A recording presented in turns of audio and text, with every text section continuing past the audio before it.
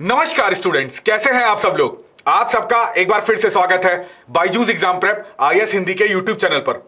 जैसा कि आपको पता है, नए वर्ष में कई सारे इनिशिएटिव सिर्फ और सिर्फ आपके लिए Byju's exam prep IAS Hindi के द्वारा स्टार्ट करे गए हैं।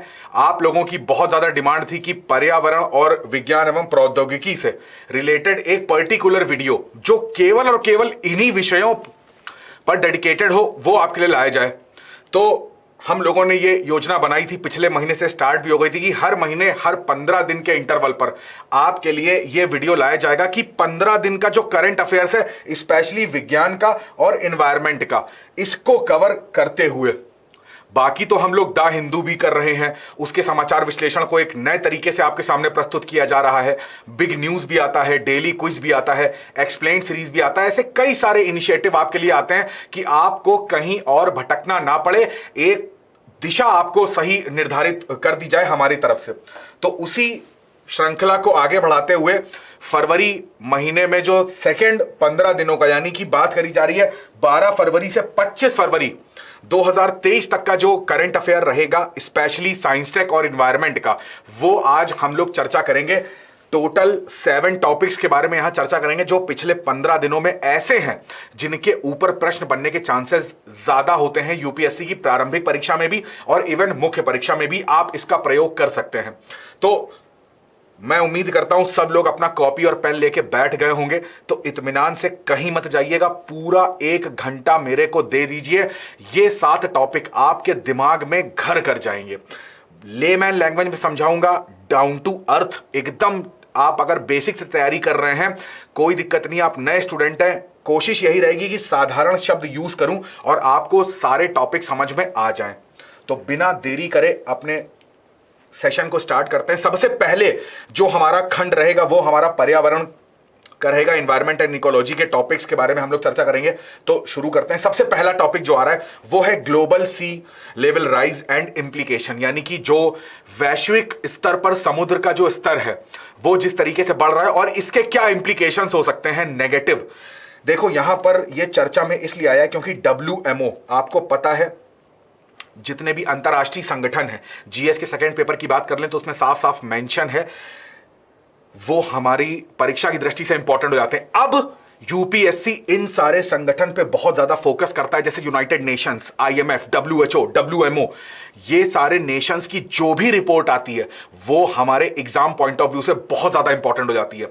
पूरी रिपोर्ट आपके प्रारंभिक परीक्षा में पूछी जा सकती है कथन के फॉर्म में, और यही रिपोर्ट आप मेंस उत्तर लेखन में यूज कर सकते हैं, भूमिका के तौर पर भी और मेन बॉडी में यानी कि मुख्य भाग में भी। तो यहां पर WMO की एक रिपोर्ट आई है, उसने चेतावनी दी है कुछ सेलेक्टिव शहरों को लेकर कि भाई आप लोग जाग जाओ, क्योंकि यहां पर जो समुद्र का लेवल है वो निरंतर बढ़ता जा रहा है। तो आपके जलमग्न होने के स्तर बहुत ज्यादा बढ़ जाते हैं। देखो यहां पर ना, ये ऐसा नहीं क्योंकि पहली बार यहां जो WMO है उसने ये चेतावनी दी है। आपको पता होगा 1993 से लेकर, ठीक है, 2017 तक, 2017 में भी एक इस टाइप की रिपोर्ट आई थी और ये चेताया गया था कि 3.3 मिलीमीटर की बात करें पर वर्ष, इतना सी लेवल राइज कर रहा है।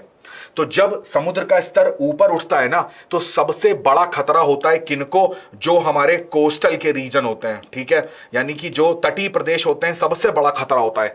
आप देखोगे जापान की बात करें, इंडोनेशिया की, भारत की अगर बात कर लो तो लगभग 7500 किलोमीटर की जो बाउंड्री लाइन है, जो कोस्टल सीमा है, वो हमारे देश की है। अब हमारे देश में तट रेखा के आसपास की बात कर लोगे तो कितने सारे राज्य आते हैं। आप गुजरात से स्टार्ट कर दो तो यहां पर गुजरात हो गया, महाराष्ट्र हो गया, केरला हो गया, ठीक है, गोवा देखने को मिलेगा आपको। इधर आप अगर पूर्वी तरफ जाओगे तो यहां पर आपको आंध्र प्रदेश हो गया, उड़ीसा हो गया, पश्चिम बंगाल हो गया। ये सारे प्रदेश जब देखने को मिलते हैं तो यहां पर खतरा, सबसे बड़ा तो खतरा हमारे ऊपर ही है। तो यहां पर जो मैं बात कर रहा था, चेतावनी दी गई थी 2017 में। तो इस चीज को लेकर अब राज्यों ने क्या कदम उठाए उस चीज को लेकर, वो उस पर WMO ने चिंता जताई है कि भाई देखो आप अपने हिसाब से तो कर ही रहे हो जो करना है आपको, बट सबसे बड़ा मुद्दा यहां पर क्या आता है, सबसे बड़ा मुद्दा आता है क्लाइमेट चेंज का। जलवायु परिवर्तन को रोकना कोई एकदम से नहीं, एक दिन में ये चीज नहीं रुक जाएगी, क्योंकि ये वर्षों का जो CO2 उत्पन्न किया है हमने, उसका परिणाम जो आज हम भुगत रहे हैं वो एक दिन में सॉल्व होने वाला नहीं है। हमने सारे देशों के साथ मिलकर इतने सारे कॉप ऑर्गेनाइज होते हैं, कॉन्फ्रेंस ऑफ पार्टीज अभी 27 हुआ हाल ही में, इसमें घोषणाएं, हर देश की अपनी प्रतिबद्धताएं होती हैं, बट उसके बावजूद भी एकदम से हम उस चीज को रिमूव नहीं कर सकते। जैसे कि उदाहरण के तौर पे बताऊं, यूरोपीय जो देश हैं, जो समुद्र तटीय देश हैं जिनके ऊपर ये खतरा है, उन्होंने एक नया मेथड निकाला कि लगभग 400 किलोमीटर का, 400 किलोमीटर इतना ये लोग अपना एक बांध बनाने की प्रयास कर रहे हैं, ठीक है, कि उतने क्षेत्र को हम लोग घेर दें ताकि सी लेवल जो है अगर राइज होता भी है तो पानी का असर इधर ना आ जाए। तो पहला तो यहां पर एक सॉल्यूशन आ जाता है कि भाई बांध बना लो, ठीक है। दूसरा एक सॉल्यूशन यहां पर आ जाता है कि आप क्या कर लें, आप इस चीज को ऐसे कर लें कि यहां पर बात करी जाती ड्रेनेज सिस्टम, यानी कि जो अपवाह तंत्र है, ठीक है, इसको आप इतना अच्छा कर दें कि ड्रेनेज सिस्टम आप इतना अच्छा कर दें कि पानी का जो निकासी है, माना कि पानी, मान लीजिए जैसे उदाहरण के तौर पे मुंबई का बात कर ले, तो यहां पर अगर अरेबियन सी का पानी जो है वो उठा और मुंबई में एंट्री करी, तो कम से कम ड्रेनेज सिस्टम ऐसा होना चाहिए कि पानी वापस निकल जाए या कहीं और वितरित हो जाए। एक जगह पर इकट्ठा होगा तो जाहिर सी बात है मुंबई को नुकसान होगा।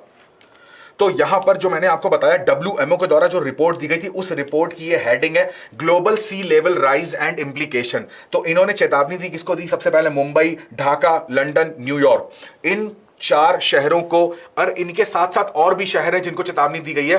बट अभी हमारे देश के एक शहर का नाम आ रहा है तो ये हमारे करंट अफेयर्स के लिए भी इंपॉर्टेंट हो जाता है। तो मुंबई, ढाका, लंदन, न्यूयॉर्क, ठीक है।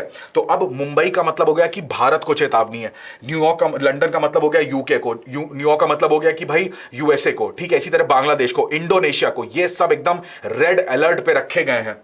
अब यहां पर अगर बात करते हैं कि जो फाइंडिंग्स हैं इस रिपोर्ट के अंतर्गत वो कौन कौन सी हैं जो हमारी परीक्षा में, मेंस में हम यूज कर सकते हैं, तो देखो यहां पर ये चीज जाननी होगी, ये मोस्ट इंपॉर्टेंट ग्राफ है, इसको ध्यान से देखो।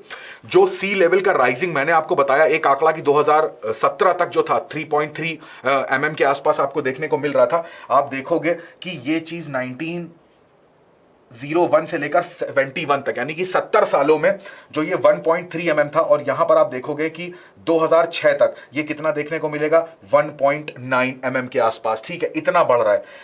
2006 के बाद से इस ग्राफ को आप देखो कितना ज्यादा स्टीप होता चला जा रहा है, खड़ा होता चला जा रहा है, और ये 3.7 पहुंच जाएगा 2018 तक, यानी कि मात्र 12 वर्षों में ये जो है, ये आप समझो कि 3 गुना हो चुका है, ठीक है। और ये 3.7 से 4.5 mm है, ये माना जा रहा है 18 से केवल 4 वर्ष में, केवल 4 वर्ष में। अब आप समझ सकते हो कि ग्लोबल वार्मिंग का कितना एक भयानक परिणाम हमको यहां पर सामने देखने को मिल रहा है, ठीक है। इसके जो मुख्य कारण होते हैं ना, थोड़ा सा इसके बारे में समझते हैं। पहला सबसे बड़ा मुख्य कारण तो आपको समझ में आ गया कि इसका होता है ग्लोबल वार्मिंग, यानी कि जो हमारा वायुमंडल है, ठीक है। अगर ये पृथ्वी की बात कर रहे हैं तो पृथ्वी के चारों तरफ एक घेरा है जिसको वायुमंडल बोल रहे हैं। अब जो सौर किरण है वो तो पृथ्वी की तरफ आ रही है, ठीक है, पृथ्वी इसको थोड़ी मात्रा में सोखती है, कई सारे और भी चीजें होती हैं, ऊष्मा बजट का पूरा कॉन्सेप्ट आपको समझ में आना चाहिए।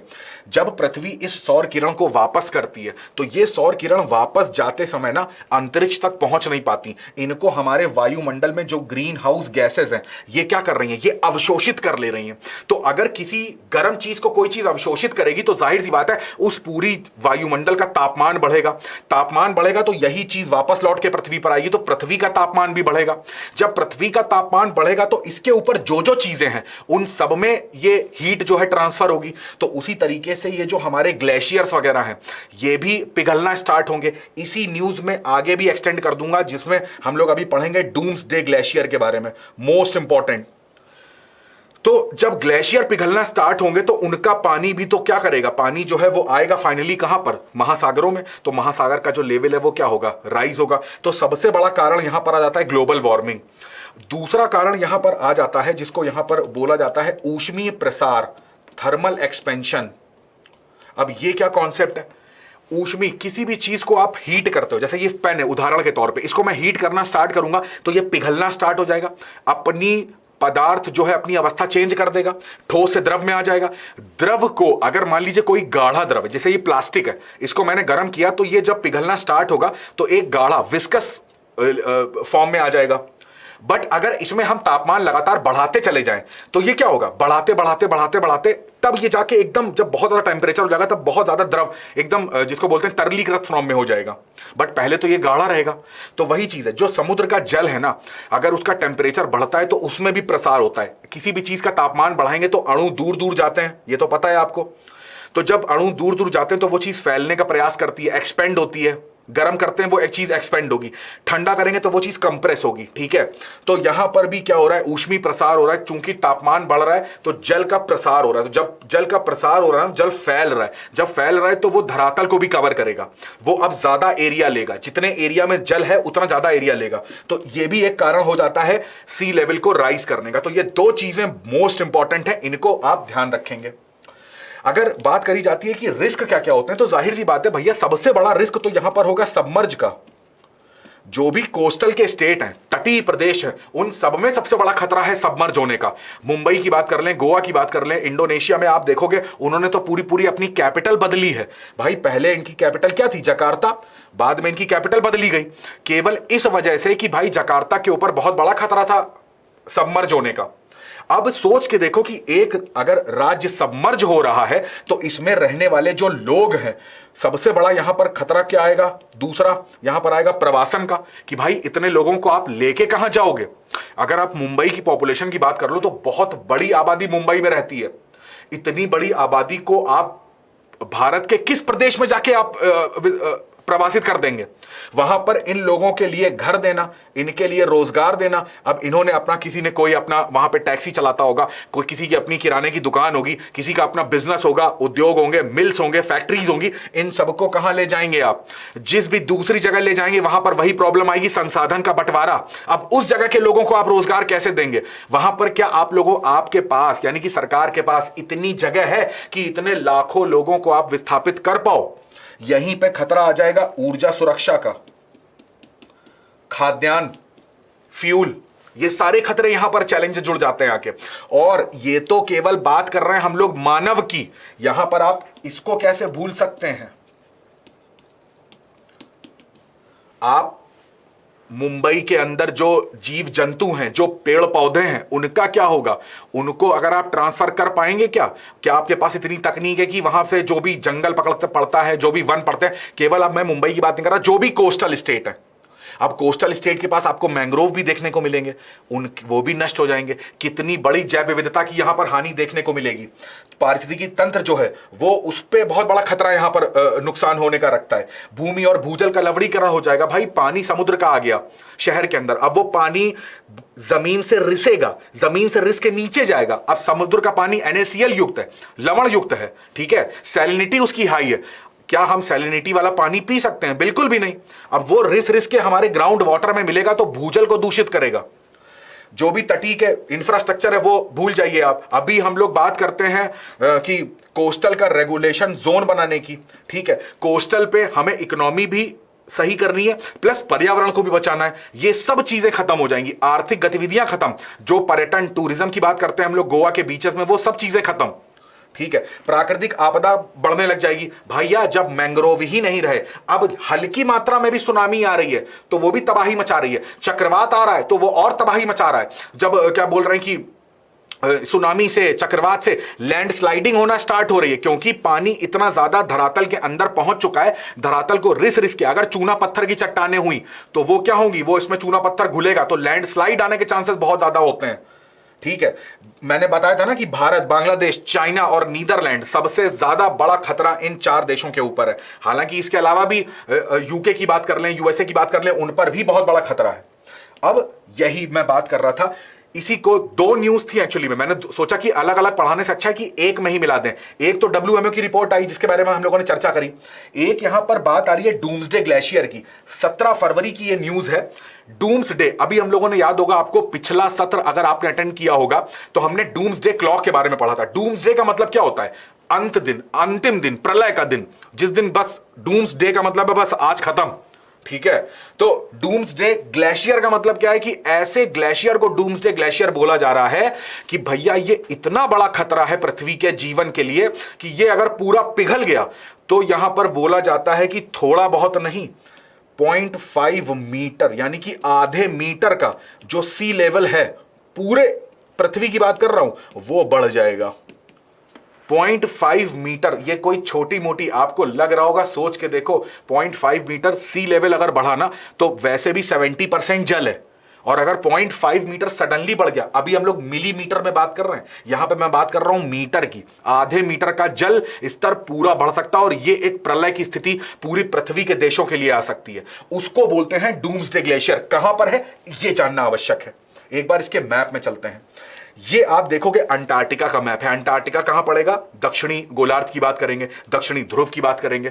उत्तरी गोलार्ध की बात करते हैं तो वहां पर आर्कटिक पड़ता है, आर्कटिक की बात कर लो, या जो हमारे नॉर्डिक देश हैं, ठीक है, इनकी बात कर लो। ये सब मैपिंग की दृष्टि से बहुत ज्यादा इंपॉर्टेंट है।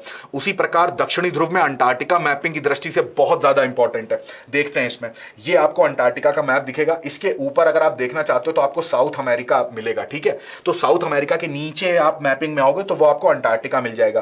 अंटार्कटिका में बेसिकली ये वाली जगह देखो, जिसको मैं मार्क कर रहा हूं, हाईलाइट कर रहा हूं, ठीक है। ये जो पोजीशन है इसी को बोलते हैं, जब आप इस ग्लेशियर का नाम बोलोगे तो ग्लेशियर का नाम है थ्वाइटीज ग्लेशियर, ठीक है। उच्चारण आपके हिसाब से अलग हो सकता है, मैं थ्वाइटीज बोलूंगा, आप समझ जाइएगा।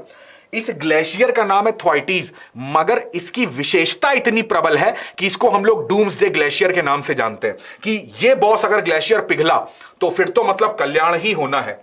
ऐसा क्यों कहा जा रहा है? देखो, इस ग्लेशियर का ये जो एरिया है ना, ऐसा बोला जाता है कि टोटल 120 किलोमीटर चौड़ा है। आप अगर 120 किलोमीटर इमेजिन करके देखो, जहां आप रहते हो उससे 100 किलोमीटर दूसरी जगह पर एक जिला स्टार्ट हो जाता होगा, इतनी चौड़ाई है इस ग्लेशियर की। तो सोच के देखिए बर्फ की मात्रा कितनी अधिक होगी। अगर इसके एरिया की मैं बात आपको बताऊं ना, तो 1.9 लाख किलोमीटर स्क्वायर इतना एरिया है इस ग्लेशियर का, टोटल क्षेत्रफल। इतने बड़े एरिया का बर्फ का टुकड़ा अगर पिघला तो क्या यह छोटा मोटा डिफरेंस पैदा करेगा समुद्र तल के बढ़ने में? बिल्कुल भी नहीं। ऐसा बोला जाता है कि भाई 4%, पिछले अगर 30 सालों की बात करें तो यहां पर 4% इसका जो जल स्तर है, मतलब इसके वो बढ़ चुका है जो पहले था। पहले जो इसके पिघलने की दर थी वो तो दुगनी हो चुकी है, ठीक है। 4% इसका योगदान है जल स्तर के बढ़ाने में। तो ये बड़ी यहां पर चिंताजनक बात आती है। इन्हीं कारणों की वजह से इसको बोला जाता है कि डूम्सडे ग्लेशियर है। अब देखो, अंटार्कटिका में साउथ अमेरिकी देश सबसे पास है, तो सबसे पहला खतरा उनको है। बट ऐसा नहीं है कि साउथ अमेरिकी देश को ही खतरा है। यहां पर आप देखोगे कि ये चीजें अटलांटिक ओशियन में भी जाएगा इसका पानी, पैसिफिक ओशन में भी और इंडियन ओशन में भी। तीनों ही महासागर का जल स्तर बढ़ने का बहुत बड़ा खतरा यहां पर रहता है, तो इस चीज को भी ध्यान रखिएगा। अच्छा, इस चीज को लेकर ना बहुत ज्यादा जो जागरूकता है वो देखी जाती है। ये न्यूज में आ रहा तो जाहिर सी बात है कई सारे देश इस पर नजर रखते होंगे, बिल्कुल रखते हैं। तो यहां पर ये ऑफिशियल वेबसाइट है अभी मैं बताऊंगा किस चीज की ऑफिशियल वेबसाइट है, तो उससे मैंने ये चीज निकाली है। तो ये एकदम एक्चुअल फैक्ट है आपके सामने। 120 किलोमीटर जो मैंने आपको बताया ये है, ये चीज याद रखिएगा। इतना इसका एरिया है किलोमीटर के हिसाब से। सोच के देखो एरिया की तुलना कैसे करोगे आप। इंग्लैंड, वेल्स, नॉर्दर्न आइलैंड, इन सबको अगर मिला दो ना, इन 3 देश को अगर आप मिला दोगे तो जाके ये ग्लेशियर का एरिया बन के आएगा, ठीक है। यूएस में जो फ्लोरिडा स्टेट है उससे बड़ा ये कहा जाता है, ठीक है। तो ये कुछ इसके बारे में तथ्य है, इनको याद रखिएगा। अब यहां पर आती है एक ऑर्गेनाइजेशन जिसको बोलते हैं ITGC। ये ITGC की ऑफिशियल वेबसाइट है, उसका फुल फॉर्म है इंटरनेशनल थ्वाइटीज ग्लेशियर कोलैबोरेशन। ये इन्होंने ये रिपोर्ट निकाली थी, इस वजह से ये ग्लेशियर चर्चा में आ गया था कि भाई इस ग्लेशियर में ना अब जो पिघलने का दर है वो और ज्यादा हो गया है, ठीक है। ध्यान देना वाली बात, पहले वाली रिपोर्ट WMO की थी जिसमें उन्होंने 4 क्षेत्रों को वार्निंग दे रखी है। यहां पर एक और वार्निंग मिली है डूम्सडे ग्लेशियर को भी, और वो वार्निंग दी है ITGC ने। बेसिकली यहां पर कोलैबोरेशन आप देख रहे हो तो कुछ देशों का ये कोलैबोरेशन है। इनका मेन काम ही है कि समुद्र के बारे में स्टडी करना, समुद्र का जो पानी बढ़ रहा है घट रहा है इसके बारे में स्टडी करना, ग्लेशियर के पिघलने के बारे में स्टडी करना। तो यहां पर जैसे यूएस की बात करें, स्वीडन की बात करें, यूके, तो ये सब देश मिलके ना बेसिकली अंटार्कटिका के जो ग्लेशियर्स हैं इसको स्टडी करते हैं। इनके कोलैबोरेशन को यहां पर बोला जाता है। यहां पर आप देखोगे कि कुछ प्रोजेक्ट्स इनके चलते हैं, ठीक है। यूएस यूके का जो प्रोग्राम है, इसी के साथ साथ इसमें स्वीडन भी है, वो भी अपनी योगदान देता है। 2019 से इसकी स्टडी बोला जाए तो एक तरीके से चल रही है। तो स्वीडन ने पहली बार इसमें क्या करा था कि जो ये ग्लेशियर आप देख रहे हो, डायग्राम से ही बताता हूं, यहां पर ना एक होल देखा गया इस ग्लेशियर में, इस होल को देखा गया, तब यहां पर चिंता हुई कि बॉस ये है कैसा। तो यहां पर इसी होल का अध्ययन करने के लिए यहां पर एक और गड्ढा खोदा गया, उस गड्ढे के अंदर एक रोबोट छोड़ा गया, ठीक है। वो रोबोट एक सबमरीन टाइप का था, रैन नाम था उसका, याद रखिएगा। और ये अध्ययन कौन कर रहा है? ये अध्ययन कर रहा है स्वीडन देश। रैन नाम की सबमरीन से इसके समुद्र तल, इसके नीचे जाया गया, अंदर अंदर देखा गया कि भाई जो पानी है उसका टेम्परेचर जरा चेक करते हैं कि ये पानी ये पिघल क्यों रहा है। तब देखा गया कि अंदर ना इसमें गर्म पानी एंटर कर रहा है, गर्म पानी। अब दिखाता हूं ये कैसे। ये फिगर को ध्यान से देखो, यहां पर आपको दिख रहा होगा ये हमारा थ्वाटीज ग्लेशियर है, ये आपका ओशियन है, पानी है, यहां पे आप बर्फ के टुकड़े देख पा रहे होगे, ये अमेंडन सी है, ठीक है। यहां पर ये ओशियन करंट है जिनको हम लोग महासागरी धाराएं बोलते हैं। अब गर्म जल धाराएं भी होती हैं, ठंडी जल धाराएं भी होती हैं। तो यहां पर ना ये जो ग्लेशियर है, अब ये किसी सतह के ऊपर होगा, अब यहां पर बर्फ जमती चली जा रही है। ये हमारा समुद्र तल है। समुद्र का पानी जो है वो एक यहां पर आता है, इसको बोलते हैं ग्राउंडिंग जोन। इसको इमेजिन करके देखो कि ये सतह है, ये समुद्र है। तो समुद्र का पानी सतह के जहां तक आ रहा है, अब इसके ऊपर बना है ग्लेशियर, तो यहां तक आ रहा है, तो उसको ग्राउंडिंग जोन बोल रहे हैं, ठीक है।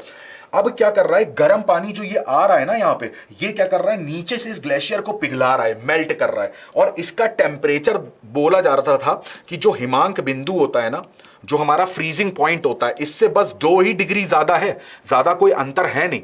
तो ये धीरे धीरे क्या कर रहा है, इसको यहां से पिघला रहा है। तो अब जितना पिघलाएगा तो यहां पानी पिघल जाएगा। तो जब पानी पिघलेगा तो ये जो ग्राउंडिंग जोन है ये बढ़ता चला जा रहा है, ये और पानी अंदर आता चला जा रहा है, क्योंकि वो बर्फ को पिघलाता जा रहा है, ठीक है। ये एक यहां पर चिंता का विषय आ जाता है। तो इस चीज को ध्यान रखिएगा कि थ्वाटीज ग्लेशियर जो है, इसके पिघलने का रीजन यही है कि गर्म जलधारा इसके अंदर प्रवेश कर रही है।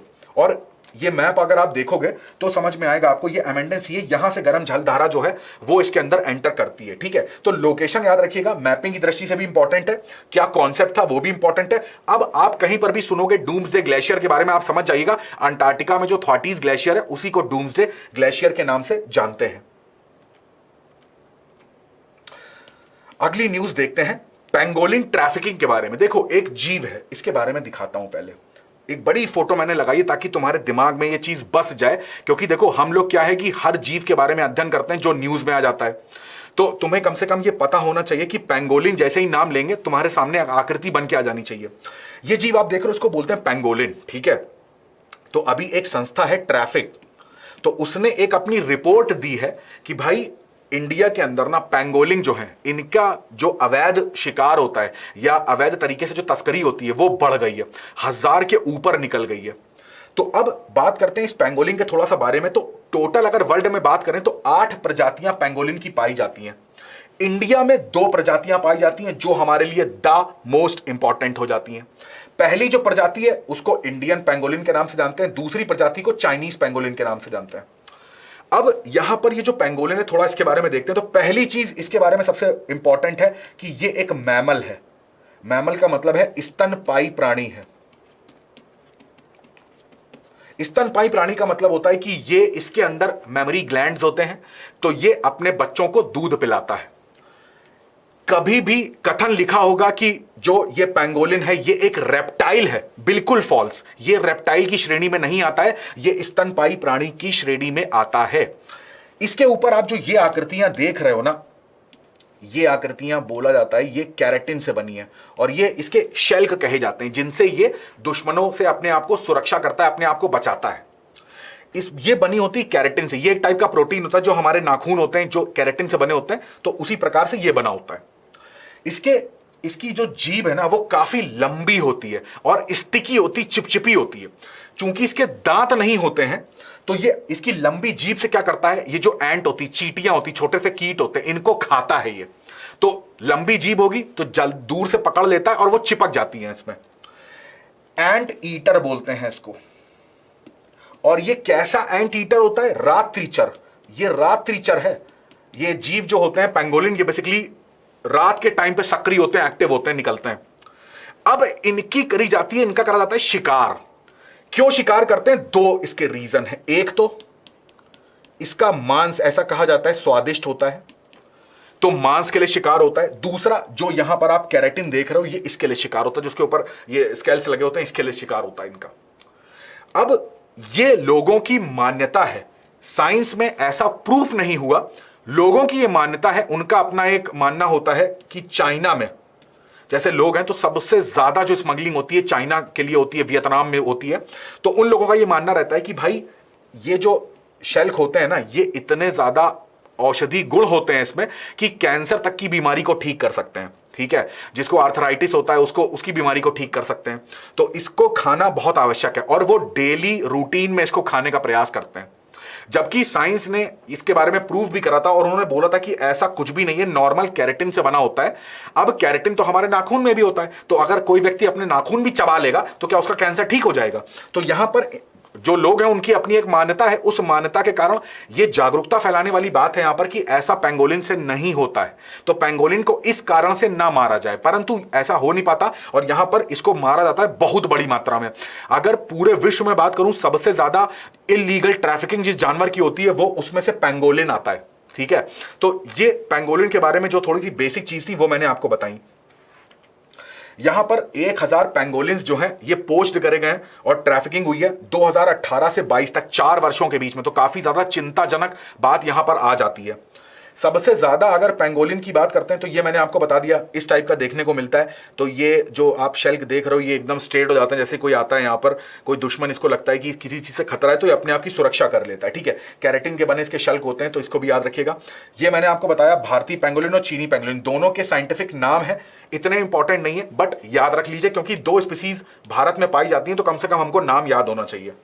भारतीय अगर बात करी जाती है तो ये पूर्वोत्तर हिमालय को छोड़ के बाकी सब जगह पाए जाएंगे। चाइनीज पेंगोलिन की बात करते हैं तो ये पूर्वी नेपाल में हिमालय की जो तलहटी है वहां पर ये पाए जाते हैं, जबकि भारतीय पेंगोलिन उस एरिया को छोड़ के बाकी भारत में ये पाए जाते हैं। अच्छा, मोस्ट इंपॉर्टेंट, इनका संरक्षण जो स्टेटस है वो क्या है? तो भारतीय पेंगोलिन इंडेंजर्ड की श्रेणी में, लुप्तप्राय की श्रेणी में है। चीनी पेंगोलिन जान ही रहे हो आप कि चाइना में जब सबसे ज्यादा इनका भोजन करा जा रहा है तो सबसे बड़ा खतरा किस पर होगा? इन्हीं पर। यह गंभीर रूप से लुप्तप्राय है, क्रिटिकली इंडेंजर्ड है चाइना में जो पेंगोलिन पाए जाते हैं IUCN की रेड लिस्ट में। अगर यहां पर 1972 जो इंडिया का एक्ट है, ठीक है, तो उसकी बात करेंगे तो दोनों ही को शेड्यूल 1 में हाईली प्रोटेक्शन में रखा गया है। साइट्स की बात करते हैं तो इसमें भी अपेंडिक्स 1 में रखा गया है। तो ये साइट जो संस्था है ये मॉनिटर करती है कि इसकी इलीगल जो ट्रैफिकिंग हो रही है वो नहीं होनी चाहिए किसी देश में। तो जो भी देश, जो भी पार्टीज इसके मेंबर्स होते हैं तो खासकर उनको साइट्स का ये निर्देश होता है कि पेंगोलिन अगर आपके देश से दूसरे देश में ट्रांसफर हो रहा है तो इसको कंट्रोल करने का प्रयास यहां पर किया जाए। ठीक है, पेंगोलिन के बारे में ऐसा भी कहा जाता है कि काफी ये शाई किस्म का इंसान होता है, मतलब इंसान कह रहा हूं, जानवर होता है। तो ये आइसोलेट होके रहते हैं, अपने झुंड में भी नहीं रहते ये। ठीक है, आइसोलेट होके 1-2 पेंगोलिन्स ऐसे रहते हैं। तो बेसिकली एक इनके ऊपर भी शोध हुआ था कि इनको अगर एक ग्रुप में रखा जाता है ना तो ये काफी ज्यादा एग्रेसिव हो जाते हैं, अटैकर बन जाते हैं ये। ठीक है, खाना पीना खाना छोड़ देते हैं तो डेथ होने के चांसेस बढ़ जाते हैं। तो ये आइसोलेट होकर रहना पसंद करते हैं, ये भी इनकी खास बात है। जैसे ग्रेट इंडियन बस्टर्ड के बारे में कहा जाता है तो वो भी काफी शाई होता है। ठीक है, तो ये रिपोर्ट में मैंने आपको बताया कि 1203 जो पेंगोलिन, लगभग 1000 पेंगोलिन अवैध शिकार करा गया है। 24 राज्यों के अंदर ये रिपोर्ट कैलकुलेट करी गई थी। सबसे ज्यादा मैक्सिमम कहां पर है? मैक्सिमम आपको ये चीज उड़ीसा के अंदर देखने को मिलेगी। ये फैक्ट है, इसको याद रखिएगा। कंसर्न क्या है कि भाई देखो भाई, चीन और वियतनाम की बात करी थी तो मांस का व्यापार होता है पारंपरिक दवा के रूप में और अवैध शिकार होता है। सबसे बड़े खतरे इनके ऊपर यही है। आवास का यहां पर खतरा नहीं है, बट सबसे बड़ा खतरा यही होता है, अवैध शिकार इनका करा जाता है। केवल स्वाद भैया चाहिए और दूसरा एक मान्यता है कि इसके खाने से कुछ दवाइयों के रूप में इसको उपयोग करा जा सकता है। अच्छा, ट्रैफिक के बारे में यहां पर जानना इंपॉर्टेंट है, तो 1976 में इसको फाउंड करा गया था। मोस्ट इंपॉर्टेंट ये चीज है, WWF और IUCN दोनों ने मिलकर ज्वाइंटली इसको स्टार्ट किया था। हेडक्वार्टर आपको कैम्ब्रिज यूनाइटेड किंगडम में देखने को मिलेगा, इस चीज को याद रखिएगा, ठीक है।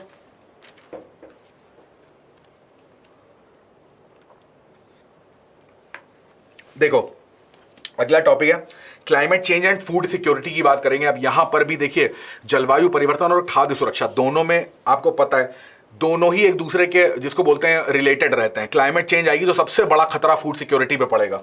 तो इस पे क्या हुआ है, इस पे यहां पर बात करी जा रही है भारत के अंदर ही कि जो गेहूं है, गेहूं के साथ साथ कुछ और फसलें हैं, ये हमारे लिए इंपॉर्टेंट है मेंस आंसर राइटिंग के लिए, और प्लस प्रीलिम्स में आपसे ये कथन के फॉर्म में पूछ सकते हैं। अब चूंकि भारत को ये चेतावनी दी जा रही है तो ये करंट हमारे लिए बहुत ज्यादा इंपॉर्टेंट हो जाता है। आप देखोगे कि डाउन टू अर्थ में ये आर्टिकल निकला था कि यहां पर क्या हुआ, वीट का जो प्रोडक्शन है 2100, अभी 2023 चल रहा है, ठीक है, 2023 चल रहा है, 2100 तो बोला जा रहा है कि वीट का प्रोडक्शन 6 से 25%। सोच के देखो मेरे भाई, आने वाली पीढ़ी के लिए कितनी बड़ी चुनौती यहां पर इस रिपोर्ट में पेश करी गई है।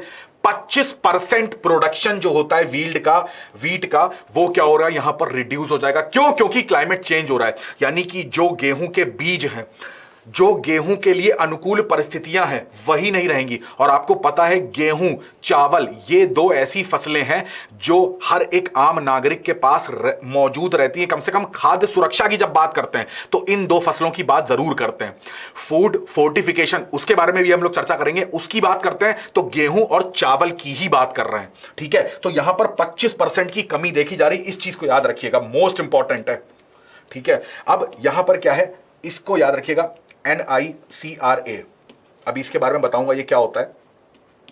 तो NICRA जो है ना, इसने ये बताया है, इसने जो डेटा दिया है, तो मैंने आपको बताया गेहूं की उपज में इतनी कमी आनी है, मक्का, मेज, इसकी उपज में कमी आनी है 18 से 23% की, मोस्ट इंपॉर्टेंट। और देखिए ये भी कोई, अब मिनिमम 18% की तो कमी आनी है, तो ये भी बड़ा एक घबरा देने वाला आंकड़ा है। वर्षा, जो चावल की पैदावार है, तो 2050 में 2.5% से कम हो जाएगा, और 2080 की बात करेंगे तो यहां पर 10% की कमी देखने को मिलेगी, ठीक है। तो ये आंकड़े हैं, ये रिपोर्ट के लिए हमारे पास। और देखो ये कोई बहुत कठिन फिगर इसमें नहीं आया है, 5%, 10%, ठीक है, और इस तरीके के फिगर है, तो ये हमें इनको 2-3 बार आप पढ़ोगे तो याद हो जाएंगे, ठीक है। ये मोस्ट इंपॉर्टेंट आंकड़े हैं, इसलिए मैंने सोचा आपको बता दूं। जब हम लोग खाद्य सुरक्षा की बात करते हैं तो देखो FAO संगठन की बात है, यहां पर इसको मैंने इसलिए इंक्लूड करा है ताकि अगर बहुत लोग ऐसे होते हैं जिनको खाद्य सुरक्षा का एक प्रॉपर बोलते हैं कि क्या लिखें हम इसके बारे में, तो मैं यहां पर कुछ शब्द आपको बताऊंगा, रटना बिल्कुल नहीं पड़ेगा, कुछ शब्द हैं उनको समझ लेना, अपने आप समझ जाओगे। खाद्य सुरक्षा की परिभाषा FAO ने एक दी है कि यहां पर ना प्रत्येक व्यक्ति की बात करें, हर समय, every time, every person every time, उसके पास ना 3 चीजें होनी चाहिए। क्या? एक तो जब बात करी जाती है यहां पर फूड की अवेलेबिलिटी की, ठीक है, यानी कि उसके पास जो खाद्यान्न है वो अवेलेबल होना चाहिए। दूसरा अफोर्डेबिलिटी की, यानी कि वो उस खाद्यान्न को खरीद पाए, इतना आर्थिक रूप से सक्षम हो। और एक बात करी जाती है एक्सेसिबिलिटी की, यानी कि उसकी पहुंच में हो। अब ऐसा ना हो कि भाई उसके पास पैसे भी हैं, ठीक है, खाद्यान्न अवेलेबल भी है, बट इतनी दूर अवेलेबल है कि वो व्यक्ति वहां तक जाके ले नहीं सकता। आप बात को समझिएगा, अवेलेबिलिटी का मतलब यहां पर आता है कि अब भारत की बात करें तो भारत के केस में food corporation of India FCI, इसकी जिम्मेदारी हो जाती है कि आप क्या करेंगे, MSP पे, मिनिमम सपोर्ट प्राइस पे आप खाद्यान्न खरीदेंगे किसानों से, उसको आप स्टोरेज करेंगे, यानी कि उसका भंडारण करेंगे, और प्लस उसका क्या करेंगे, आप डिस्ट्रीब्यूशन करेंगे, यानी कि उसको वितरण करेंगे पूरे भारतवर्ष में, जहां जहां पर आवश्यकता है आप वहां पर खाद्यान्न का वितरण करेंगे। तो ये 3 चीजें जरूर याद रखना। तो ये जब ये पहली चीज FCI खरीदेगा, दूसरी चीज उसको स्टोर करेगा, और तीसरी चीज उसका डिस्ट्रीब्यूशन करेगा। तो ये काम जब करेगा ना, तब जाके अवेलेबिलिटी होगी। अब एक फूड स्टोरेज, मान लो ये है X जिला, इसके अंदर यहां पर एक A गांव है, ये B गांव है, ये C गांव है। अब A से दूरी है इनकी 100 किलोमीटर की। अब X में बना है यहां पर जो स्टोरेज है FCI का, यहां पर सारा खाद्यान्न है, बट 100 किलोमीटर दूर कोई व्यक्ति लेने जाएगा क्या खाद्यान्न? तो अब यहां पर जिम्मेदारी होती सरकार की, वो क्या बनाएगी? पब्लिक डिस्ट्रीब्यूशन सिस्टम, राशन प्रणाली, राशन की दुकानें बनवाओ भाई, आप पब्लिक डिस्ट्रीब्यूशन करवाओ, ठीक है? जो लोक वितरण प्रणाली होती है उसको लगवाइए। गेहूं, चावल, केरोसिन, शक्कर, ये ऐसी चीजें हैं जिनको मुहैया करवाइए। तो अवेलेबिलिटी तो है आपके पास, परंतु यहां पर लोग एक्सेस नहीं कर पा रहे, तो यह भी फूड सिक्योरिटी का खतरा है। दूसरा, खाद्यान्न, अभी गेहूं चावल आपने इतना महंगा कर रखा है, दाल इतनी महंगी कर रखी है कि अवेलेबल भी है, यहां पे पीडीएस में भी अवेलेबल है, बट इंसान खरीद ही नहीं पा रहा, उसके क्रय शक्ति नहीं है, इतना महंगा कर दिया है, उसका भी कोई मतलब नहीं है। तो यह भी खाद्य सुरक्षा पे खतरा है। दूसरा, एक्सेसिबिलिटी वाली बात मैंने बोली कि भैया पास में होना चाहिए। तो ये तीन चीजें जब होती हैं तब खाद्य सुरक्षा संपन्न होती है।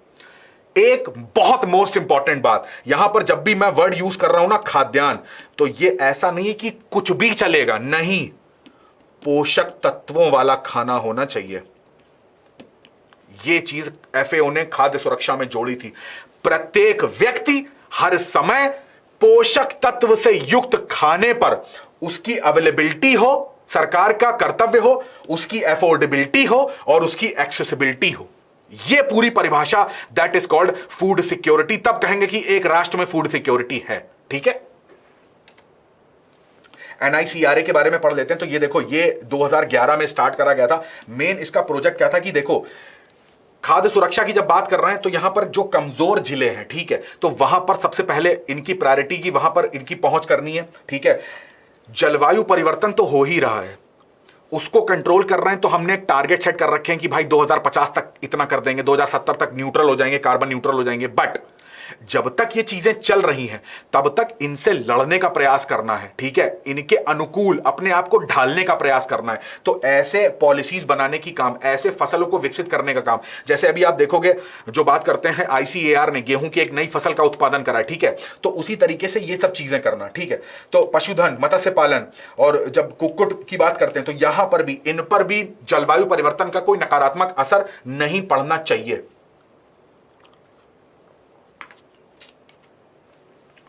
चलो, तो पर्यावरण के 3 टॉपिक पर हम लोगों ने चर्चा करी है। इस पे प्रश्न देख लेते हैं। केवल ग्लोबल वार्मिंग से, बर्फ के पिघलने से ही समुद्र का स्तर बढ़ेगा? पेंगोलिन का व्यापार उनके मांस और उनके शल्क दोनों के लिए किया जाता है। थ्वाइट्स ग्लेशियर पश्चिमी अंटार्कटिका में स्थित है, मैंने आपको मैप में दिखाया है। ग्लोबल वार्मिंग से भारत में 2100 तक गेहूं, चावल और चने के उत्पादन में कमी आएगी। इसमें बताइए, आपको सही कथन की पहचान करनी है, कमेंट में आंसर जरूर करिएगा। ठीक है, तो मैं उम्मीद करके चलता हूं कि आपको पर्यावरण के जो टॉपिक्स थे, मैंने कोशिश करी है सरल भाषा में समझाने की। अब आपको उम्मीद करता हूं कि समझ में आ गए होंगे। अब हम लोग अपने दूसरे खंड में प्रवेश करते हैं, साइंस एंड टेक्नोलॉजी टॉपिक्स के ऊपर। ठीक है, देखो, पहला वाला टॉपिक जो ग्लेशियर वाला था वो काफी लंबा इसलिए हुआ क्योंकि समुद्र वाले टॉपिक में 2 करंट अफेयर्स एक ही में मैंने इंक्लूड कर दिए थे, और मैं नहीं चाहता था कि एक पढ़ाऊं दूसरा छूट जाए, तो दोनों आपके कवर हो गए। और दूसरा, हम उसमें थोड़ा सा एक्सप्लेन भी करना था किस तरीके से जो समुद्र का स्तर है, जल स्तर है, वो बढ़ने के क्या कारण होते हैं, कैसे डूम्सडे ग्लेशियर के अंदर पानी जो है वो जा रहा है और वो पिघलने की स्थिति में है, किस तरीके से उसमें प्रोजेक्ट जो है वो स्टार्ट है पहले से ही। ठीक है, तो खैर, अब हम लोग विज्ञान एवं प्रौद्योगिकी के टॉपिक पे डिस्कस करेंगे। सबसे पहला टॉपिक, फूड फोर्टिफिकेशन। क्यों मेथड ये लाया गया? सब इसका कारण ही है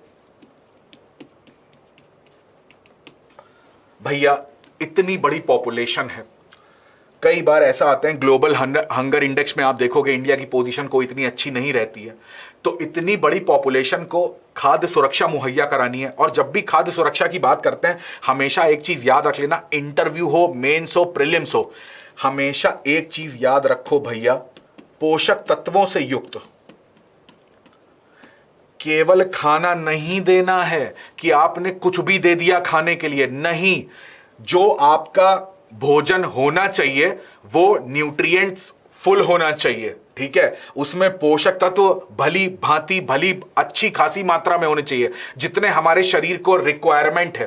केवल पेट भरने से यहां पर जनता का काम नहीं चलेगा, हमें अपने देशवासियों को पोषक तत्व युक्त भोजन जो है वो देना है। अब पोषक तत्वों से युक्त भोजन देना तो है, परंतु यहां पर प्रॉब्लम यह है कि हर व्यक्ति के पास इतना पैसा नहीं है कि वो अच्छा क्वालिटी का चावल ले सके, अच्छी क्वालिटी का दूध ले सके, बेस्ट क्वालिटी के विटामिन ले सके, प्रोटीन ले सके। तो सरकार ने ना यहां पर योजना बनाई कि भाई देखो, मिड डे मील योजना है, बच्चों को भोजन कराते हैं, पब्लिक डिस्ट्रीब्यूशन सिस्टम है, लोगों को राशन मिलता है, अंत्योदय अन्न योजना है, जो बीपीएल कार्ड धारक हैं उनको बहुत कम मात्रा में पैसे में भोजन मिलता है, बहुत सारा भोजन फ्री में भी मिलता है। तो केवल भोजन यहां पर हम जो दे रहे हैं ना, उसमें हम फोर्टिफाइड करें, बाहर से ना जो पोषक तत्व हैं, पोषक तत्व को क्या करें, बाहर से उसमें क्या कर दें, इंक्लूड कर दें।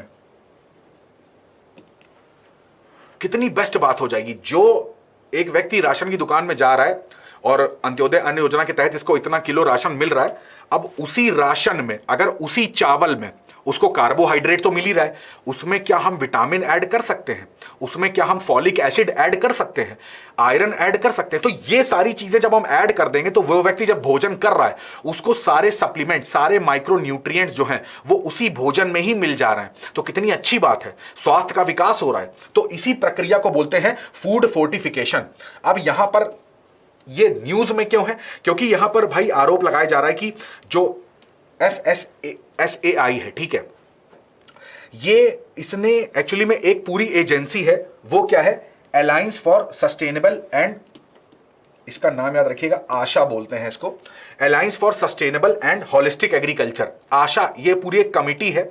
तो इन्होंने बोला है कि भाई फूड फोर्टिफिकेशन में ना, जो फूड फोर्टिफिकेशन के लिए आपने एजेंसी बनाई थी कि जो इस काम को देखेगी, एक्चुअली में वो लोग काम कर नहीं रहे, कुछ ना कुछ आर्थिक यहां पर घोटाला कह लीजिए, भ्रष्टाचार कह लीजिए, वो हो रहा है। केवल उन मेंबर्स को फायदा हो रहा है, ज्यादा जितना पैसा फूड फोर्टिफिकेशन में जाना चाहिए वो नहीं जा पा रहा है, ऐसा इस समिति की रिपोर्ट का कहना है। तो यहां पर फूड फोर्टिफिकेशन का कॉन्सेप्ट हमारे लिए हाईलाइट हो जाता है। तो व्हाट इज फूड फोर्टिफिकेशन, तो मैंने आपको बताया, खाद्य पदार्थों में सूक्ष्म तत्वों को बाहर से ऐड करना, इसको फूड फोर्टिफिकेशन बोलते हैं। और 2016 में बाकायदा सरकार ने इसके लिए पूरा ध्यान दिया था, और फूड फोर्टिफिकेशन में जो फसलें सेलेक्ट करी गई थी वो थी चावल और गेहूं। ऐसा क्यों? चावल और गेहूं में सरकार ने बोला था हम अपनी तरफ से कुछ पोषक तत्वों को इसमें ऐड करेंगे। क्यों ऐसा था? क्योंकि ये दो फसलें ऐसी हैं जो बहुतायत लोगों के एक्सेस में हैं। मतलब सभी लोग गेहूं का और चावल का प्रयोग तो नियमित रूप से करते ही हैं, चाहे वो किसी भी आय वर्ग का व्यक्ति हो। तो यदि हम लोग गरीब लोगों को टारगेट करके और उनको इस फसल के अंदर फोर्टिफाई कर दें तो इससे बेस्ट कुछ हो ही नहीं सकता। अब आप देखोगे ये फूड फोर्टिफिकेशन की जो साइट है मैंने उससे लिया है, तो जब गेहूं की बात करते हैं तो देखिए उसमें फोर्टिफाइड विद, यानी कि इसमें क्या फोर्टिफाइड करा गया है, iron, folic acid, vitamin B12 extra add कर दिए गए। राइस की बात करते हैं तो iron, folic acid, B12, double fortified salt, ठीक है, नमक में आयोडीन तो होता ही है, उसमें हमने आयरन भी ऐड कर दिया और ऊपर से आयोडीन की मात्रा भी बढ़ा दी। एडिबल ऑयल, जो खाने का तेल हम लोग यूज करते हैं, विटामिन ए, विटामिन डी से फोर्टिफाइड करा। दूध की बात करें तो उसमें भी विटामिन ए और विटामिन डी को हमने इंक्लूड करा।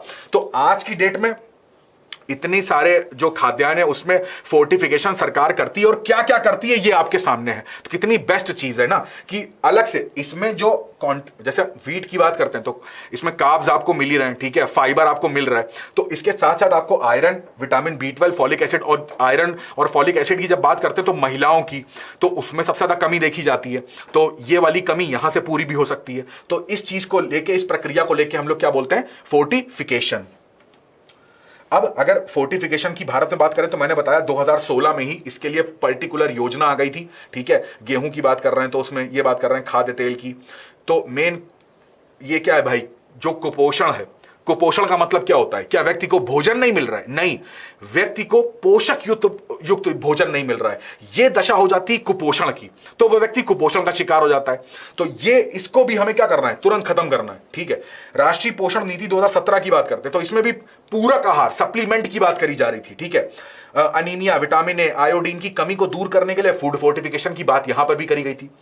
तीसरा, यहां पर देखो ये बहुत इंपॉर्टेंट है, मिल्क फोर्टिफिकेशन प्रोजेक्ट। अभी मैंने आपको दिखाया कि जब हम लोग मिल्क की बात करते हैं तो यहां पर विटामिन ए और विटामिन डी की बात करते हैं। तो ये 2017 में ना मिल्क जो फोर्टिफिकेशन प्रोजेक्ट है एमएफपी, इसको स्टार्ट किया गया था और हमारा लक्ष्य था कि मिलियन ऑफ पीपल्स में, अगर इसमें एग्जैक्ट मैं आपको बात बताऊं कि बात करी जा रही थी 30 मिलियन पीपल्स की, ठीक है, 30 मिलियन लोगों तक जो दूध है उसको पहुंचाना है और फोर्टिफाइड दूध पहुंचाना है, और दूध में मिलाया क्या जाएगा, विटामिन ए और डी, ठीक है। तो ये प्रोजेक्ट था। आशा रिपोर्ट की बात करें तो उन्होंने बोला, मैंने आपको बताया कि जो भारत में फूड फोर्टिफिकेशन एजेंसी देखती है उसको बोलते हैं FFRC, food fortification resource centre. Basically इसी एजेंसी को ये क्लेम कर रहे हैं कि इसके जो मेंबर्स हैं ये पूरा पैसा यहां पर खर्च नहीं हो पा रहा है, तो इनको लाभ हो रहा है, फूड फोर्टिफिकेशन कम हो रहा है, ठीक है।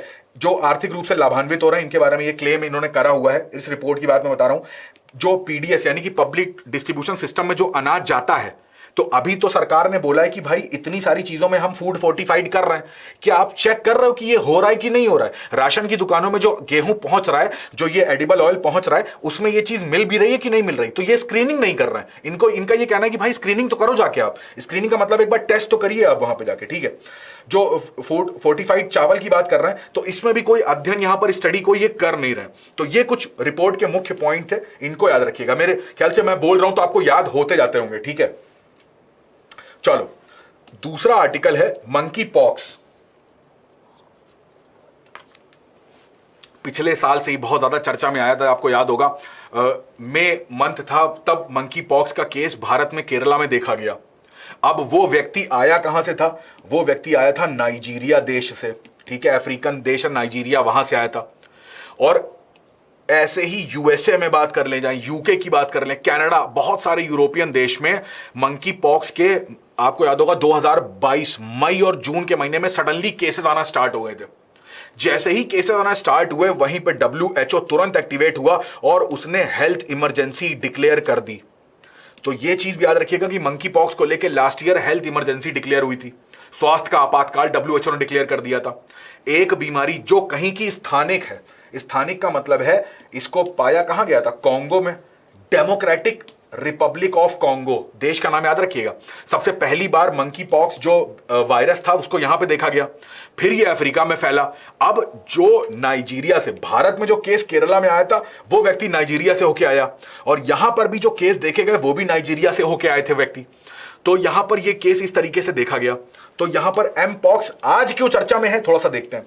तो डब्ल्यूएचओ, ये ऑफिशियल उनकी रिपोर्ट आई है, उनका अगर 25 फरवरी 2023 तक इन्होंने बोला है टोटल कंफर्म्ड केसेस हो गए 86,000, 97 डेथ है और 110 कंट्री में रिपोर्टिंग ये ऐसी देखी गई है। तो ये थोड़ा सा भयावह आंकड़ा हो जाता है, 80-85 हजार क्रॉस कर गया। एक बीमारी ऐसी थी जो इतने लंबे समय तक, मतलब इतने लंबा जो टारगेट था उसको अचीव कर लिया इसने। इस वजह से ये न्यूज चर्चा में आई है। ये पुराना आर्टिकल है, द हिंदू का मैंने निकाला हुआ है। तो ये वही आर्टिकल है जिसमें लिखा हुआ है कि WHO classifies monkeypox as a public health emergency. जब कोई बीमारी किसी पर्टिकुलर जगह पर होती है, स्थानिक होती है कि वहीं पर होती है, बट वो वहां से निकलकर और विश्व के एक बहुत बड़े एरिया में फैलना स्टार्ट कर देती है ना, तब इसको बोलते हैं, तब यहां पर डब्ल्यूएचओ बोलता है कि अब हमें हेल्थ इमरजेंसी लगानी है। ऐसी बीमारी जो कई सारे देशों को कवर करना स्टार्ट कर देती है, तो डब्ल्यूएचओ यहां पर हेल्थ इमरजेंसी को एक्टिवेट करता है। मेन मुद्दा है एम पॉक्स के बारे में, ठीक है। थोड़ी सी इमेज आपको देखने में अच्छी नहीं लग रही होगी, बट इसको समझाने के लिए मुझे रखना जरूरी था। तो यहां पर आप देखोगे तो यहां पर पॉक्स वर्ड आ रहा है, ठीक है। पॉक्स, स्मॉल पॉक्स, चेचक बोलते हैं, ठीक है। बात करी जाए हॉर्स पॉक्स की, काऊ पॉक्स, बफेलो पॉक्स, तो ये पॉक्स फैमिली है पूरी, एक पूरा परिवार है इनका। इस परिवार को बोलते हैं Poxviridae family. Most important concept है, याद कर लो इसको। पॉक्स वेरिडे, मेरे साथ सुनते जाओगे याद हो जाएगा। पूरी पॉक्स फैमिली है, उसका नाम है पॉक्स वेरिडे फैमिली, ठीक है। उसी के अंदर एक जीनस पाया जाता है जिसको बोलते हैं ऑर्थ पॉक्स वायरस। ये जीनस है, इसी के कारण जो ये वायरस है ना ये फैलता है। तो यानी कि सबसे पहली चीज तो तुम्हें पता होनी चाहिए भाई कि ये है क्या, ये एक वायरस है। कहीं पे लिखा होगा मंकी पॉक्स एक जीवाणु के माध्यम से फैलता है, तो ये गलत हो जाएगा कथन। ये वायरस है, विषाणु के माध्यम से फैलता है। जूनोटिक है, जूनोसिस, जूनोटिक जानवर को होगा, जानवर से इंसान में फैल रहा है। और जानवर कौन कौन से? यहां पर जो कृंतक जानवर है, जो दांत से प्रयोग करते हैं काटने का, खरगोश, चूहे, ये सब तो इनमें फैला। इन्होंने क्या किया, किसी घर में अगर कोई ऐसा जानवर है जिसके अंदर स्मॉल पॉक्स का वायरस है, वो क्या कर रहा है, किसी खाद्य पदार्थ पे दूषित कर रहा है, कहीं प्लेट वगैरह पे दूषित कर रहा है, कहीं उसने कुछ कट कर दिया, तो वहां से उस खाद्य पदार्थ को जब मानव सेवन कर लेगा तो ये उसके अंदर फैल जाएगा। अब एक इंसान के अंदर, उदाहरण के तौर पे मेरे अंदर अगर मंकी पॉक्स का वायरस है, तो एक स्टडी ये देखी गई, डब्ल्यूएचओ ने इस पे भी चिंता जताई थी, जैसे कोरोना है तो कोरोना मनुष्य से मनुष्य में फैल रहा है, तो क्या मंकी पॉक्स वायरस भी फैल सकता है? तो इसमें 100% श्योरिटी नहीं थी, परंतु कुछ केसेस ऐसे देखे गए कि जैसे मेरे अंदर अगर मंकी पॉक्स वायरस है तो मेरे संपर्क में कोई व्यक्ति इतना ज्यादा क्लोज आ रहा है कि मेरी जो श्वास है वो अगर उसके अंदर जा रही तो ये वायरस उसके अंदर प्रवेश कर सकता है। अगर मेरे शरीर में कोई चोट है, कोई जख्म है, तो इस जख्म से अगर कोई कांटेक्ट में आ रहा तो उसमें मंकी पॉक्स वायरस फैल रहा है। घरों में जैसे आपने देखा होगा डोमेस्टिक होते हैं, जैसे बात करी जाएगी खरगोश की, गिलहरियों की, कुत्तों की, तो ये डोमेस्टिक जानवर कहे जाते हैं, तो घर में पालते हैं। इनके अंदर अगर मंकी पॉक्स वायरस है और इनके संपर्क में यदि कोई व्यक्ति आ रहा है, अब मान लीजिए घर में जैसे कुत्ते पले होते हैं तो वो जहां पर भी खा पी रहे होते हैं तो वहां से संपर्क में तो मनुष्य आएगा ही आएगा, ठीक है। अगर मान लीजिए उस कुत्ते को कहीं चोट लगी है और कोई उसका जख्म पट्टी कर रहा है और अगर सावधानी नहीं बता रहा है तो वहां से भी फैल सकता है ये। तो इस तरीके से जानवरों से मनुष्य में और मनुष्य से मनुष्य में कुछ केसेस में देखा गया, मगर जानवरों से मनुष्य में तो डेफिनेटली है ये, इसीलिए इसको क्या बोल रहे हैं, जूनोटिक। लक्षण क्या होते हैं, आप देखोगे कि पहले 10 से 12 दिन ऐसा दिखाता है, बुखार आना, सर दर्द होना, फिर शरीर में ऐसे लाल लाल ना ये दाने पड़ने स्टार्ट हो जाते हैं, जैसे चिकन पॉक्स आपने देखा होगा, स्मॉल पॉक्स जो बोलते हैं, उसमें इस तरीके के जो दाने पड़ना स्टार्ट होते हैं, तो ये सिम्टम होते हैं किस चीज के, मंकी पॉक्स के। अब पहली बार ऐसा बोला जाता है कि इनको देखा गया था, बंदरों के अंदर एक शोध हो रहा था तो बंदर के अंदर ये वायरस पाया गया, तो बंदर से ये वायरस आ गया कहां पर, मनुष्य के अंदर, तो इसका नाम क्या रख दिया गया, मंकी पॉक्स। कई बार अफ्रीकन देशों ने डब्ल्यूएचओ से रिक्वेस्ट करी, उनको लेटर लिखा कि भाई ये जो नाम है आप चेंज करो, क्योंकि ये नाम कहीं ना कहीं एक भेदभाव दिखाता है, ठीक है। अब बात करी जाती है अफ्रीकन, जब देखा होगा आपने कोरोना की बात हुई तो कई बार यूएसए ने टारगेट करने के लिए उसको चाइनीज वायरस का नाम दिया, परंतु यहां पे डब्ल्यूएचओ ने क्या बोला कि नहीं, इस तरीके से हमको नाम नहीं देना है, इससे एक भेदभाव की भावना आएगी चाइनीज लोगों के प्रति। तो वही यहां पर अफ्रीका भी मुद्दा उठाता है कि इसको भी आप ना, इसका नाम कुछ चेंज करिए आप, क्योंकि अब इसकी उत्पत्ति मानी जाती है कांगो से, तो यहां से जब ये वायरस निकल के आ रहा है तो अफ्रीकन लोगों के प्रति लोगों की एक जो भेदभाव वाली भावना है वो और बलवती हो जाती है, तो इसको थोड़ा रेसिज्म के पर्पस से यहां पर देखा जाता है, परंतु डब्ल्यूएचओ ने ऐसा कोई कदम यहां पर अभी तक उठाया नहीं है। तो मंकी पॉक्स के बारे में जो मैंने चीज बताई उसको याद रखिएगा। अच्छा, ये एक डीएनए वायरस है, ये भी याद रखिएगा। तो मानव के अंदर डीएनए पे अटैक करता है ये, ठीक है। अब मानव कैसे बना होता है, सेल से बना है, कोशिकाओं से बना होता है हमारा बॉडी। कोशिका के अंदर क्या पाए जाते हैं, जो हमारे क्रोमोसोम होते हैं, इसी क्रोमोसोम के अंदर क्या होता है, डीएनए। तो इस डीएनए को ये क्या करेगा, अटैक करता है। पहली बार 1958 में देखा गया था, इस चीज को याद रखिएगा, इसीलिए इसका नाम मंकी पॉक्स हो गया। क्यों कि इन पे मंकियों पे रिसर्च वगैरह हो रहा था, शोध हो रहा था। 1958 में जो कांगो है वहां पर, और 1970s में ये मनुष्यों के अंदर भी पाया गया। नाइजीरिया में 2017 में बहुत बड़ा, इसको बोल रहे थे कि आउटब्रेक जिसको बोलते हैं, ठीक है, आउटब्रेक के तौर पे डिक्लेयर कर दिया गया था। नाइजीरिया में बहुत ज्यादा हालत खराब हो गई थी लोगों की, ठीक है। बुखार हो गया, अस्वस्थता, सिर दर्द, ये होता है पहले, और फिर 1 से 3 दिन में क्या होता है, ये जो दाने निकलना स्टार्ट में हमारी बॉडी में स्टार्ट हो जाते हैं। तो ठीक जैसे चिकन पॉक्स होता है वैसे ही होता है। ये कुछ सिम्टम्स है, मैंने डायग्राम दे दिया, तो इस डायग्राम को आप देखोगे तो आपको ऐसे ही समझ में आ जाएगा, ठीक है। किस तरीके से प्राइमरी एनिमल्स से तो बाइट कर दी, कहीं पे स्क्रैच लग गया उसके माध्यम से तो हो जाएगा। कंजम्पशन, हमने उस एनिमल को अगर खा लिया भोजन में तो भी फैल सकता है। Human to human transmission is possible, मैंने आपसे बोला था ना, क्लोज कांटेक्ट में आने पर इन्फेक्टेड रेस्पिरेटरी, यानी कि श्वास का श्वास में अगर क्लोज कांटेक्ट होगा तो उससे फैलने के चांसेस रहते हैं। प्रिवेंशन और क्योर की बात करें तो सेम, जो हम लोग स्मॉल पॉक्स में यानी चेचक में जो वैक्सीन लगाते हैं वही वैक्सीन से ये भी दूर हो जाता है। 85 to 90% केसेस में यही, अभी तभी आप देखोगे जो डेथ रेट है, यहां पर आपने देखा, गौर करा होगा, केसेस इतने हैं बट डेथ रेट देखिए बहुत कम है, क्योंकि इसकी वैक्सीन अवेलेबल है। बट ऐसा भी एक प्रॉब्लम स्टार्टिंग में आई थी कि भाई 1980 में जो डब्ल्यूएचओ है इसने क्या बोल दिया था, इसने जो स्मॉल पॉक्स था ना, इसको बोल दिया था कि भाई ये क्या है, पूरी तरीके से हम लोग फ्री हो चुके हैं इससे, ठीक है, इसका उन्मूलन हो गया है। तो जो कंपनीज थी वैक्सीन बनाने वाली, फार्मास्यूटिकल कंपनीज, उन्होंने इस वैक्सीन का डेवलपमेंट ही बंद कर दिया कि भैया अब तो ये खत्म हो चुका है पूरी तरीके से, हम इससे मुक्त हो चुके हैं, तो हम इसकी वैक्सीन बनाएंगे, कोई खरीदेगा है नहीं। तो वहां पर वैक्सीन का जो निर्माण था, जो इनकी मैन्युफैक्चरिंग थी, ये बहुत कम हो गई। तो जब मैन्युफैक्चरिंग यहां पर कम हो गई तो वैक्सीन की उपलब्धता मार्केट में कम हो गई। अब यहां पर वैक्सीन के लिए त्राहिमाम त्राहिमाम मचने लगा। तो वैक्सीन अवेलेबल है, बट उसकी क्वांटिटी जो क्वांटिटी जो होती है उसमें उतार चढ़ाव देखने को मिल जाता है मार्केट में कभी कभी, ठीक है। तो इस चीज को भी यहां पर ध्यान रखिएगा।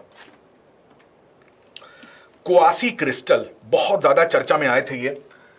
अब कुछ क्रिस्टल्स हैं और वो क्वासी हैं। जैसे आपने सुना होगा क्वासी वो होते हैं कोर्ट्स होते हैं, क्वासी जुडिशियल होते हैं, अर्ध न्यायिक निकाय होते हैं। तो ये पूरी तरीके से क्रिस्टल नहीं है, ठीक है। क्वासी यूज कर देते हैं हम लोग कहां पर, अर्ध, हाफ। तो ऐसे क्रिस्टल्स जो क्रिस्टल तो है परंतु पूरी तरीके से क्रिस्टल नहीं है, क्रिस्टल की सारी प्रॉपर्टी को वो होल्ड नहीं करते। मुख्य बात इसके अंदर इसलिए है क्योंकि थर्ड टाइम इसकी डिस्कवरी हुई है। केवल दुनिया में 3 जगह पर यह हुआ है। सबसे पहला ये मॉस्को यानी कि रशिया में खोजा गया था, दूसरी बार ये मैक्सिको में देखा गया, और तीसरी बार आज की डेट में अभी हाल ही में अमेरिका के अंदर इसको लैब में विकसित करा गया। मेन इनका यह है क्वासी क्रिस्टल्स का कि इनको लैब में ही बनाया जा सकता है क्योंकि नेचुरली ये बहुत कम मात्रा में है। बट अमेरिका का क्लेम यह है कि भाई इन्होंने बहुत बड़ी मात्रा इसकी जो है वो निकाली है। अमेरिका में जहां पर इसको साइंटिस्ट ने डिस्कवर करा है वो जगह याद रखिएगा, नेब्रास्का, ठीक है। नेब्रास्का है यूनाइटेड स्टेट्स ऑफ अमेरिका के अंदर। तो साफ साफ लिखा हुआ है क्रिस्टल लाइक सब्सटेंस, यानी कि उसकी तरह, क्रिस्टल की तरह। तो यहां पर यदि तुम्हें क्रिस्टल समझ में आ रहा है ना, तब तुम्हें क्वासी क्रिस्टल समझ में आएगा। तो बात करते हैं यहां पर क्रिस्टल की। What is crystal? देखो, क्रिस्टल की जब भी हम लोग बात करते हैं तो एक हिंदी में अगर तुम्हें बताऊं, लेमन लैंग्वेज में, तो रवेदार कण। जैसे तुम्हें एक उदाहरण देता हूं ज्वालामुखीता का। तुमने उसमें पढ़ा होगा आग्नेय चट्टानों के बारे में कि आग्नेय चट्टानें रवेदार होती हैं। रवेदार का मतलब क्या होता है कि उसमें क्रिस्टल्स होते हैं। जैसे आपने शक्कर देखी है ना, शक्कर सबके घर में होती है। नमक का एक कण देखा है ना, वो एक क्रिस्टल है। शक्कर एक क्रिस्टल है। तो ये क्रिस्टल है, ठोस होते हैं। ये कैसे होते हैं? ठोस होते हैं। तो जब ठोस होते हैं तो इनको एक आकृति दी जा सकती है, साइज में दिया जा सकता है। लिक्विड को आप साइज दे सकते हो क्या? नहीं दे सकते हो आप। लिक्विड को आप ग्लास में रखोगे, वो ग्लास के साइज का हो जाएगा। कटोरी में रखेंगे, उसकी साइज का हो जाएगा। बड़े से बकेट में रखेंगे, उसकी साइज का हो जाएगा। एक कोई पर्टिकुलर साइज नहीं होता। बट जो सॉलिड होता है, अब ये जो पेन है, ये इसका साइज डिफाइंड है, ये ऐसा ही है, ठीक है। और मोबाइल फोन आप देखोगे तो वो जो भी ठोस है वो उसकी एक आकृति निश्चित है। तो इसी तरीके से जो क्रिस्टल होते हैं इनकी भी आकृति निश्चित होती है। अब अगर जब हम लोग नमक की बात करते हैं या हम लोग शुगर की बात करते हैं तो ये सब क्रिस्टल फॉर्म में होते हैं, ठोस के फॉर्म में, क्रिस्टल के फॉर्म में। जब भी हम लोग क्रिस्टल वर्ड यूज कर रहे हैं ना, तो मैं तुम्हें क्या बता रहा था ज्वालामुखीता के बारे में। तो ज्वालामुखीता में जब नीचे से जो मैग्मा है वो निकल रहा है, अब मैग्मा, अब पृथ्वी के अंदर जाओगे तो तापमान क्या होगा? बढ़ेगा भाई। ये तो मतलब बेसिक है। तो नीचे जा रहे हो तापमान बढ़ रहा है, मगर नीचे से जब मैग्मा ऊपर आ रहा है तो ऊपर आने पे तो तापमान घटता है ना। तो मैग्मा जैसे जैसे ऊपर आ रहा होता है तो ये जब ऊपर आएगा तो उसका तापमान गिरेगा, तापमान गिरेगा तो वो ठंडा होगा, तो ठंडा होने पे वो क्रिस्टल के रूप में हो जाता है और वही आग्नेय चट्टान का रूप ले लेता है। तो ये होते हैं क्रिस्टल। ये बोला जाता है कि शुद्धतम रूप होते हैं, शुद्धतम। जैसे नमक का क्रिस्टल आप देखोगे तो ये एक उसका शुद्धतम रूप है, प्योरिटी होती है इसमें। हम किसी भी चीज को बहुत अधिक गर्म करें, ठीक है, बहुत अधिक गर्म करो आप। जैसे समुद्र का जल ले लो, उसको एक पात्र में रखो, भगोने में रखो और नीचे से बर्नर से उसको आग लगा दो, तो एक लिमिट के बाद जल खौलने लगेगा। खौलने के बाद जो जल होगा, अब एक मेरे को बात बताओ, समुद्र का जल अगर मैं तुम्हें एक गिलास में दिखाऊं तो तुम्हें क्या उसमें नमक दिखेगा? नहीं दिखेगा। तुम्हें उसमें से क्रिस्टल निकालने होंगे सोडियम क्लोराइड के, तो तुम क्या करोगे? उसको तुम बॉईल करोगे, बॉईल करते रहोगे, करते रहोगे, करते रहोगे। एक समय के बाद उसका सारा पानी वाष्पीकृत होकर वाष्पीकरण में वो जलवाष्प बन जाएगा, परंतु उसमें नमक रह जाएगा। ये होते हैं क्रिस्टल, प्योरेस्ट फॉर्म, वो सॉलिड फॉर्म, ठीक है। इनको निकालने का ऐसा नहीं कि ये चट्टान में मौजूद है, बट तुम्हें ये दिखेंगे, तुम्हें इसको निकालना पड़ेगा। तो जो NaCl के क्रिस्टल है वो तुम्हें पता है कैसे है। अब जैसे तुम शुगर की बात करो तो वो गन्ने के जूस से बनाई जा रही है, गन्ने के रस से बनाई जा रही है, तो इसको भी क्या करते हैं, बॉईल करते हैं। तो गन्ने के रस में जब तुम बॉइलिंग करना स्टार्ट करोगे तो वो क्या हो रहा है, वो जो जल है वो वाष्पीकरण हो रहा है, परंतु जो शुगर है वो क्रिस्टल के रूप में नीचे बच जा रही है, तो इसको बोलते हैं क्रिस्टल। ठीक है, शुगर की बात करो, नमक की बात करो, दुनिया में किसी भी क्रिस्टल की बात करोगे ना, किसी भी क्रिस्टल की, उन सबका अपना एक स्ट्रक्चर होता है, अपनी एक संरचना होती है, अपना एक रूप होता है, सब में एक डेफिनेट रूप होता है। ये जो परिभाषा थी ये बदल दी गई। 1980 में एक अमेरिकन इजरायली वैज्ञानिक थे, उन्होंने पहली बार क्वासी क्रिस्टल नामक एक पदार्थ को लैब में बना दिया। इस पदार्थ की खास बात यह थी कि इसका जो स्ट्रक्चर था, जो इसके अंदर जो एटम लगे होते हैं ना, जैसे आपने डायमंड का देखा होगा, टेट्राहेड्रल स्ट्रक्चर होता है डायमंड का, तो हर डायमंड का दुनिया में कहीं भी चले जाओगे टेट्राहेड्रल मिलेगा, परंतु यदि वो क्वासी क्रिस्टल हो गया तो उसके स्ट्रक्चर में रिपीटिशन जो हो रहा है ना, वो समझ ही में नहीं आ रहा है, वो कुछ और रिपीट कर दे रहा है, फिर एटम कुछ और, उसका स्ट्रक्चर अभी मान लीजिए ये है और कल को ऐसा हो गया, 1 घंटे बाद वो ऐसा हो गया, 1 घंटे बाद ऐसा हो गया, तो ये जो पैटर्न है ये कब रिपीट हो रहा है ये पता नहीं चल पा रहा। तो ये एक इनके अंदर सबसे बड़ा गुण पहली बार इमेजिन करा गया, देखा गया ये चीज। तो इनके अंदर का जो स्ट्रक्चर है ना वो डेफिनेट नहीं रहता। ये आप देख पा रहे होगे, एक्सप्लेन्ड सीरीज में आया था, इंडियन एक्सप्रेस का आर्टिकल था। तो यहां पर 1980s की मैंने बात बताई, यहां पर डैन शैचमैन, इनका नाम याद रखिएगा, इंपॉर्टेंट नाम है, इनको नोबेल भी मिला था इसी चीज के आविष्कार के लिए 2011 में। अब क्वासी क्रिस्टल्स जो होते हैं ये पूरी तरीके से क्रिस्टल नहीं होते, अर्ध क्रिस्टल होते हैं, कुछ प्रॉपर्टी इनके अंदर क्रिस्टल की होती है, परंतु आकृति वाइज इनके परमाणुओं का जो संरचना होती है हमेशा बदलते रहते हैं, और किस पैटर्न में बदलेंगे नहीं पता रहता है, ये पता ही नहीं रहता है। ऐसा होता क्यों है?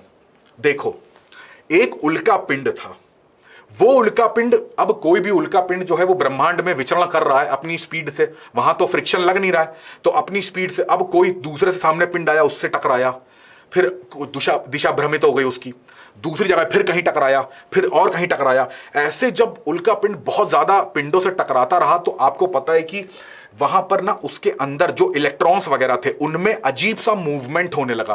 किसी भी पदार्थ में इलेक्ट्रॉन, प्रोटॉन, न्यूट्रॉन है, तो उसमें उसके इलेक्ट्रॉन्स अजीब तरीके से मूव करने लग गए, तो उसकी आकृति जो थी एटम की वो अजीब तरीके से हो गई। अभी वो इस क्षण है, फिर वो दूसरे क्षण हो गया, टकराने के बाद फिर तीसरा आकृति बदल गई। अब वो उल्का पिंड गिरा आके रशिया के मॉस्को में। अब वहां पर जब उसके उल्का पिंड को सर्च किया गया तब क्वासी क्रिस्टल पहली बार दुनिया को प्रोड्यूस करेगा। आकृति क्रिस्टल की तरह थी, परंतु उनका जो परमाणुवी संरचना थी वो क्षण भर में बदल जा रही थी, और उसका बदलने का जो पैटर्न था वो बड़ा इर्रेगुलर था, तो उनको नाम दिया गया दिस इज क्वासी क्रिस्टल। वहां से ये परिभाषा उठ के स्टार्ट हुई। ऐसा बोला जाता है कि इनके अंदर, इनको, और आज की डेट में अगर हम यूज करें तो जो सर्जरी के लिए उपकरण होते हैं इन सब में, एलईडी लाइट्स में, इन सब पदार्थों का यूज होता है, बट हमें पता नहीं होता है कि ये क्वासी क्रिस्टल है। तो इसके अंदर ना जो हीट होती है, ऊष्मा की बात होती है, तो इनके अच्छे चालक नहीं होते हैं ये। तो आप देखोगे जो हम लोग के घर में फ्राइंग पैन यूज होते हैं, नॉन स्टिकी का मतलब है जो तेल वगैरह को पकड़ते नहीं है, तो आप उसको पकड़ते हो हैंडल में ना, तो हैंडल में आपको गर्म महसूस नहीं होता होगा, क्योंकि वहां पर क्वासी क्रिस्टल का यूज करा जाता है। तो ऊष्मा का अच्छा चालन नहीं करते हैं ये, तो इस तरीके से ये गुड इंसुलेटर की तरह काम करते हैं, और यही चीज इलेक्ट्रिसिटी के साथ भी होती है। तो एक बेटर इंसुलेटर की तरह इनका काम करते हैं, ये इनकी एक बेहतरीन प्रॉपर्टी में से एक होता है। ठीक है, एक पैटर्न में व्यवस्थित होते हैं, परंतु जो दोहराव होता है, जो रिपीटिशन होता है, वो पता ही नहीं होता भाई साहब कब रिपीट कर जाएगा। और मान लो आप टाइम के साथ मॉनिटर कर रहे हो कि अब ये ऐसा रिपीट करा, फिर ऐसा, फिर ऐसा, फिर क्लॉकवाइज, फिर anti clockwise, clockwise anti clockwise, नहीं कहो 2 बार क्लॉकवाइज हो जाए, 1 बार एंटी क्लॉकवाइज हो जाए, फिर 4 बार एंटी क्लॉकवाइज हो रहा है, तो ये थोड़ा सा कॉम्प्लेक्स स्ट्रक्चर है इनका। ठीक है, जो यूज था वो मैंने आपको यहां पर बता दिया। ठीक है, प्रश्न देख लेते हैं, कौन से कथन गलत हैं इसका पता लगाना है आपको। फूड फोर्टिफिकेशन केवल ठोस खाद्य पदार्थों के लिए किया जाता है।